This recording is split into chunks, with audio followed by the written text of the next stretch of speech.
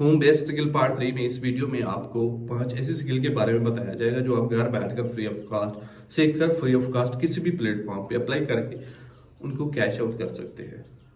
अगर आप fake website से थक गए हो तो आप स्किल सीखकर आप अर्निंग कर सकते हैं। Just subscribe my YouTube channel and follow my Facebook and Instagram page.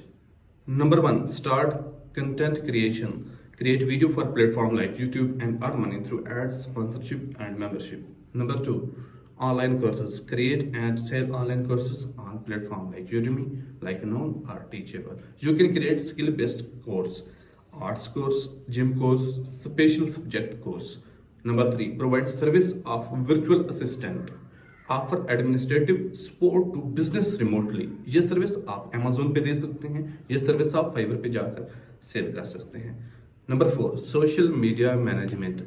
Manage social media account for business and individual. Social media like YouTube, Facebook, Instagram etc. Number 5. Graphic designing. Offer design service for logos, website and marketing material. आप graphic designing की service fibre पे, Upwork पे और बाकी freelancing की website पे cell कर सकते हैं।